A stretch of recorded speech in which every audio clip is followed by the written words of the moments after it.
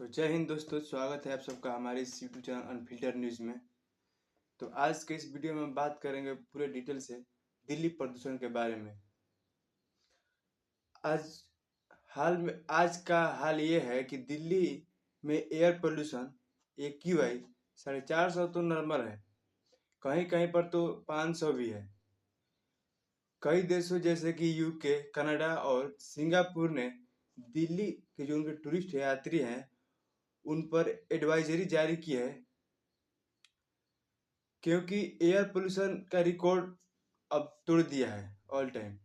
Delhi NCR की बात करें तो 480 से लेकर 500 के बीच एनी टाइम एयर पोल्यूशन रह रहा है, और नोएडा की वही बात करें तो 460 से लेकर 600 तक कुछ इलाकों में देखा जा रहा है एयर AQI का। गाजियाबाद में 450 प्लस है, और गुरुग्राम की बात करें तो 300 से लेकर 500 तक है AQI। सरकारी प्रतिबंध पर अभी पता है हमको कि ग्रेड 4 लागू हुआ है। यह सबसे सख्त चरण है। इसमें कुछ चीजें बंद रहती है, जैसे कि डीजल ट्रक, B3 गाड़ियां, B4 गाड़ियां, डीजल गाड़ियां बंद रहती है सख्त।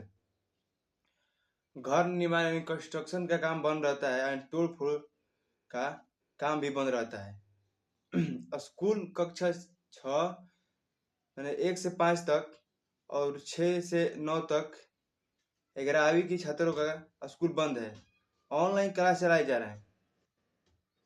11वीं और 12वीं की क्लास वही खरीदे ऑनलाइन या ऑफलाइन जहीं तहीं चल रहा है। सरकारी दफ्तर में 50% ही लोगों को जाने जा रहे हैं, बाकी सब लोग वर्क फ्रॉम होम कर रहे हैं। स्वास्थ्य सलाह के रूप में हम आपको बतला दें कि बहुत जरूरी पड़ने पर ही आप बाहर निकले, वो भी N95 मास्क या PM2.5 मास्क पहनकर ही बाहर निकले। छोटे बच्चे बुजुर्गों और सांस की बीमारी वाले लोगों को घर के अंदर ही रखें। हो सके तो एयर प्यूरिफाई का इस्तेमाल करें अपने आर्थिक सुविधा के अनुसार।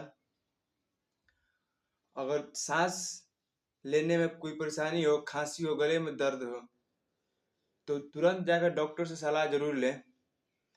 अभी कुछ दिन तक सुबह और शाम के टहलना बंद कर दें। हमारे जो डॉक्टर का सलाह यही रहे। कुछ साफ हवा न जब तक कुछ हवा साफ न हो जाए तब तक। इसका कारण है कि दिल्ली और एयर पोल्यूशन का सबसे बड़ा कारण यह है कि गाड़ियों का धुआं। दिल्ली में गाड़ियों का धुआं सबसे बड़ा कारण है। अगर ट्रैफिक जाम लग जाती है तो और भी वंडर होता है।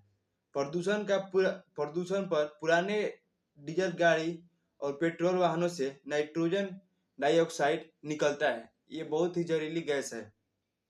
सड़कों और कंस्ट्रक्शन कार्यों से उड़ने वाले धूल PM2.5 और PM10 के बढ़ाती है।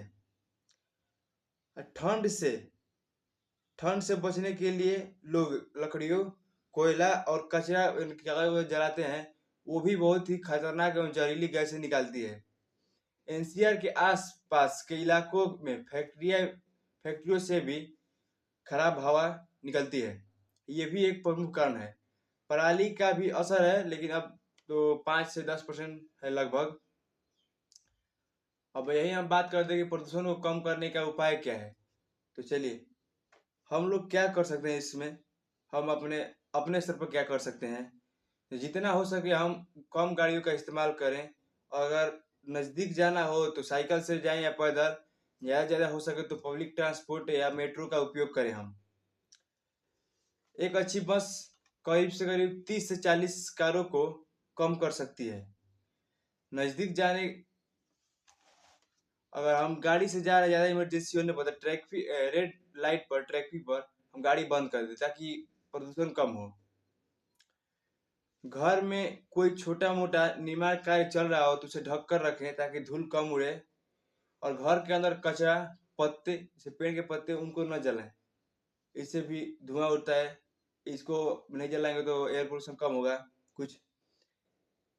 घर में झाड़ू की जगह पोछा का उपयोग करें हम, ताकि झाड़ू लगाने से PM 2.5 धूल उड़ता है। ये बहुत ही खतरनाक है। जितना हो सके हम पटाखों का प्रयोग बहुत कम करें, ना के बराबर करें। बिजली का बचाव भी करें, ताकि बिजली कम प्रयोग करेंगे तो बिजली फैक्ट्रियों पर कम लोड पड़ेगा, तो वहां से भी कम प्रदूषण होगा। पेड़ लगाएं, पेड़ काटने से बचें, जितना हो सके हम पेड़ लगाएं।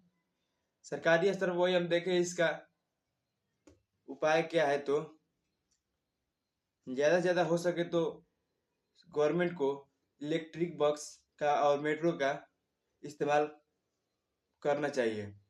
पुरानी गाड़ियों को धीरे धीरे हो सके तो कम करना चाहिए, और जिस गाड़ी का एयर एयर पोल्यूशन का सर्टिफिकेट जैसे ये ना हो, तो उन गाड़ियों को बंद कर देना चाहिए जितना हो सके। कोयले की जगह CNG, ग्रीन एजेंसी एनर्जी का प्रयोग करना चाहिए। फैक्ट्री में एयर प्यूरिफाई हाई लेवल का लगाना जरूरी है, जो कि ताकि जो फैक्ट्री से पोल्यूशन बाहर निकले उसको एयर प्यूरिफाई साफ करके बाहर निकाले।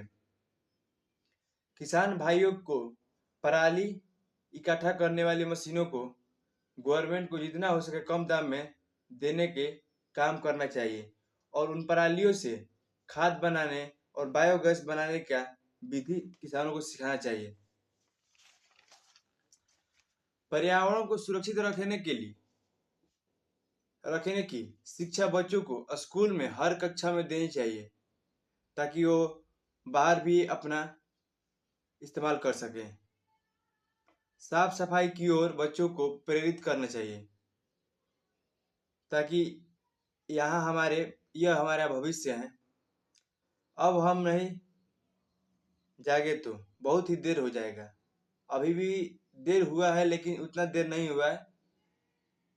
अब हम नहीं जागेंगे तो आगे वाले समय में बच्चों की सेहत खराब होगी, सांस लेने की बीमारी होगी, कम उम्र में मौत होने लगेगी लोगों की, कैंसर जैसी खतरनाक बीमारियां होगी हमें, और हार्ट अटैक भी हो सकता है।